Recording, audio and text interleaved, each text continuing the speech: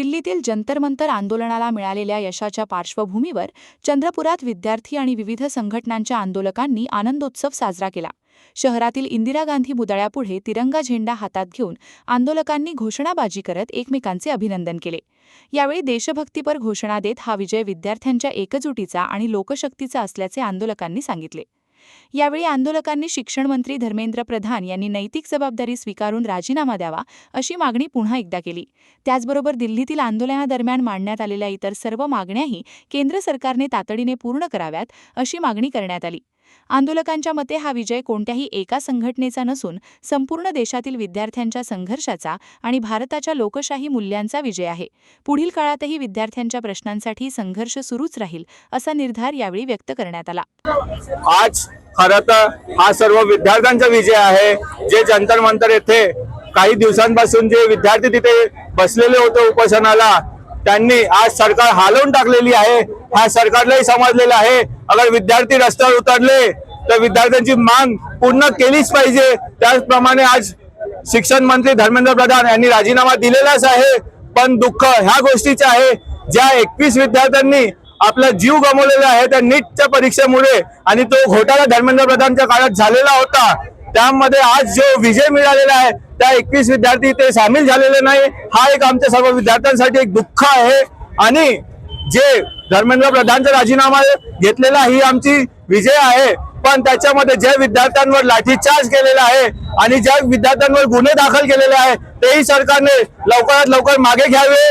तसेच ज्या विद्यार्थ्यांनी 21 विद्यार्थ्यांनी जीव गमावलेला आहे त्यांना त्यांच्या घरच्या लोकांना किमान 1 करोड रुपयाची मांग ही आमच्या सर्व विद्यार्थ्यांतर्फे करण्यात येत आहे. तसेच अगर हे लवकरात लवकर केलं नाही तर पूर्ण दिल्ली पासून तर सर्वीकडे एक मोठं आंदोलन याच्यापेक्षाही उभारण्यात येईल. ह्या विद्यार्थ्यांनी दाखवून दिलेलं आहे. एवढंच आवाहन करतो की सर्व विद्यार्थ्यांनी एकजूट राहून पुढे काही देशावर घडला तरी सर्वांनी एकत्र येऊन असंच आपण कार्य करत राहू. धन्यवाद. आज धर्मेंद्र प्रधान यांनी इस्तीफा दिला, त्यामुळे आम्ही इथं सेलिब्रेट करत आहोत. अभिजित दिपके सरांनी खूप मेहनत केली इथपर्यंत यासाठी. सोनम सरांनी 26 दिवस उपाशी राहून आज आम्हाला हा दिवस मिळाला आहे. आज धर्मेंद्र प्रधाननी इस्तीफा दिला, आज आमची एज्युकेशन सिस्टम सुधारली, म्हणून आम्ही इथं सेलिब्रेट करत आहोत. आणि हा आमचाच नाही तर ज्यांना ज्यांना मुलं आहे त्यांची सुद्धा हे जीत आहे, कारण त्यांना समोर जाऊन त्यांच्या मुलांचं भविष्य घडवायचं आहे. म्हणून त्यांनी सुद्धा इथं येऊन आम्हाला आमचं सेलिब्रेट करतील हेच मी त्यांना विनंती करते. आणि हा सेलिब्रेशन पूर्ण इंडियासाठी आहे.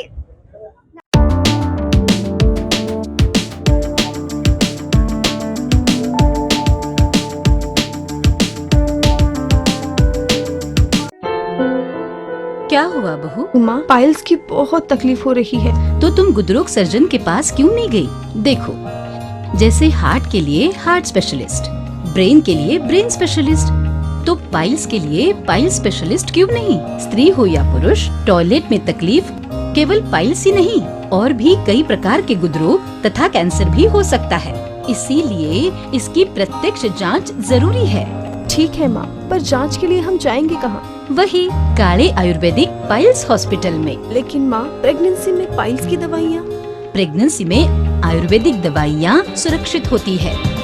जनहित में जारी काले आयुर्वेदिक पाइल्स हॉस्पिटल, औषधि चिकित्सा तथा सर्जरी ट्रीटमेंट उपलब्ध। हमारा पता उमरेड रोड, दिघौरी बस स्टॉप के पास, नागपुर। अधिक जानकारी के लिए वेबसाइट पर जाएं kalepileshhospital.com।